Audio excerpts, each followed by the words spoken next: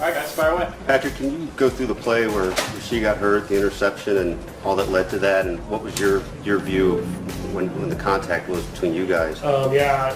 Obviously, the corner made a good play. I was trying to fire it to Trav on his body. I overthrew him a little bit, turned the ball over, and then I thought Rasheed really made a good play. I was trying to tackle the guy and obviously rolled up on him. But if I just don't turn the ball over, that never happens, so you just got to try to get better at that. Could you tell right away it was something that was going to take him out of the game? I didn't know exactly what happened because obviously I was trying to make the tackle, but I know Rasheed and how tough he is, so him being down like that, I knew it wasn't good. All we do is pray that the x-rays in my eyes and stuff like that are better than what it looked, but next man up until he's back. Is that easier to say than do sometimes? I mean, was that pretty jarring to have him go out like that, seeing him helped off and everything? I think more than anything, it's just trying to get everybody kind of settled back down, including myself. I think at the beginning of the game in general, we were trying to do too much, and that's why we had the fumble and then the interception. But the guy stepped up and filled as good as they can the role that he has in our offense, which is a big one. And so all we can do now is try to go back to the basics and try to get guys and opportunities to succeed. I thought Travis did a great job of stepping up and making plays like he always does. But at the end of the day, we got the win. That's what's important. What's your thoughts on how Kareem did today?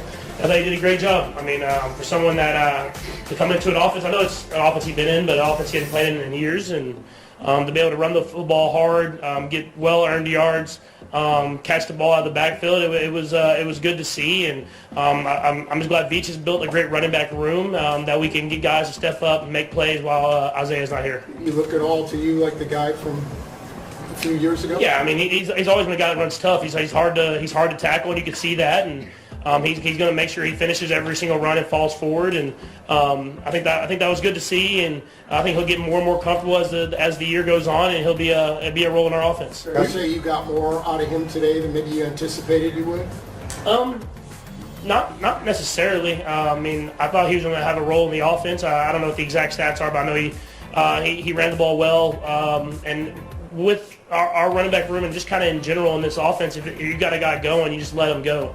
It's not about how the game plan is kind of planned out. It's just if a guy's hot that day, you keep feeding him the football, and that's what we did today. What's it been like for all these one-score games? We're accustomed to seeing you roll up big wins, but every game so far has been a tough one. You enjoy that? I mean, it prepares you for the playoffs. In the playoffs, you're going to be in one-score games. I think the NFL is just very balanced.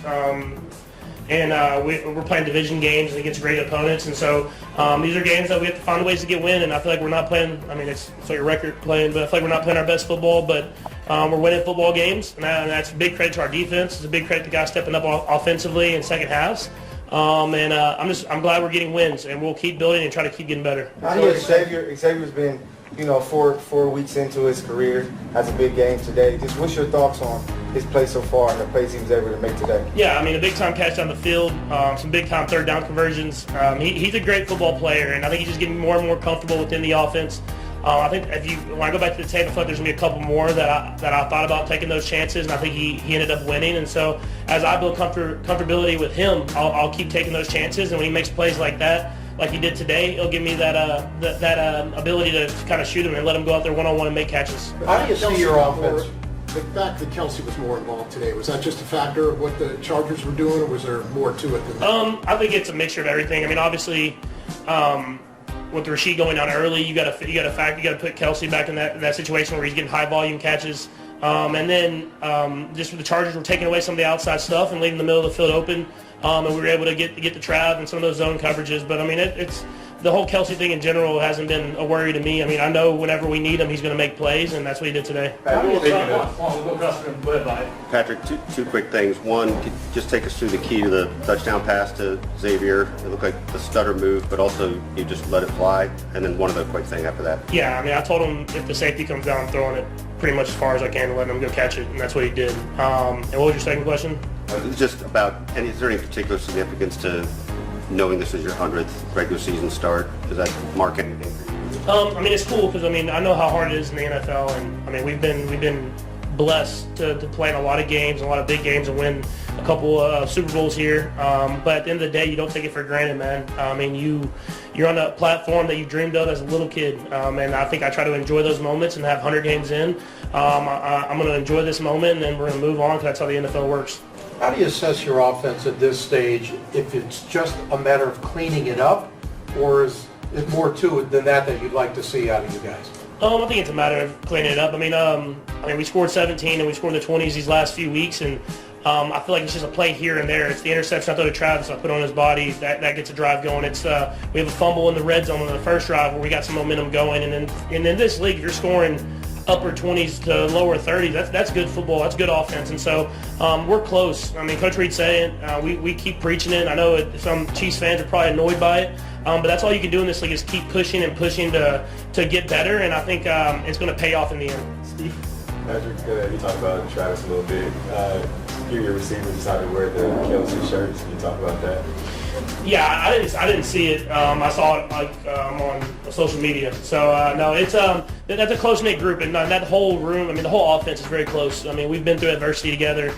We've been on a lot of road trips, going to the Super Bowl, and a lot of these guys have been in at least one of the Super Bowls. And so you build this brotherhood, and I think they had heard all the outside noise, and they know how much of a leader Travis is.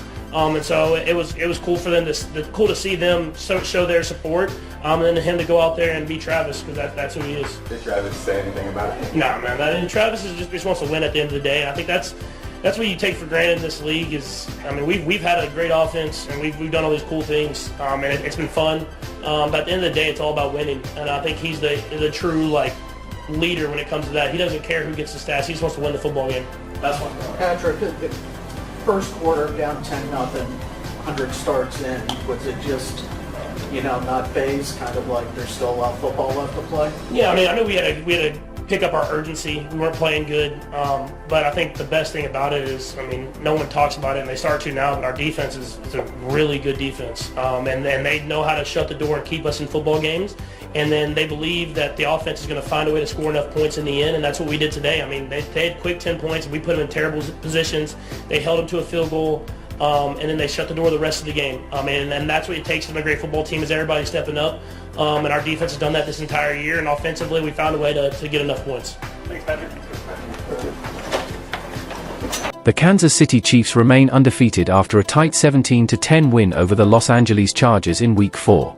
Despite some struggles on offense, Kansas City pulled through thanks to a late touchdown by running back Samaj Perrine, giving the Chiefs their first lead late in the fourth quarter.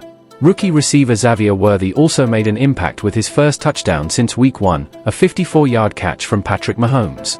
While Worthy had the only receiving touchdown of the day, the true star was tight end Travis Kelce. After some preseason chatter about Kelce's early struggles, he finished as the Chiefs' top receiver with 7 receptions for 89 yards. Kelce also made history, passing NFL legend Tony Gonzalez to become the Chiefs' all-time receptions leader with 922 career catches in his 12th NFL season.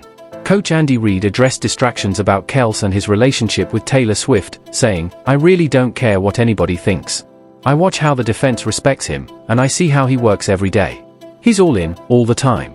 After a slow start to the season, Kelce reminded everyone why he's one of the best tight ends in NFL history, leading the team in targets, receptions, receiving yards, and yards after catch, just days before turning 35.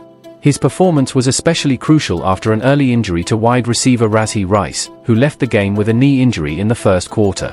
With Rice sidelined, Kelce immediately assumed a primary role in the Chiefs' offense.